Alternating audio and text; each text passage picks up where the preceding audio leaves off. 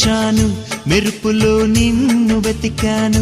మేఘమై నేను వచ్చాను, మెరుపులో నిన్ను వెతికాను. ఎవరితో కబురే పంపను, ఎన్నటికి నిన్ను చేరెదను. ఓ ప్రియా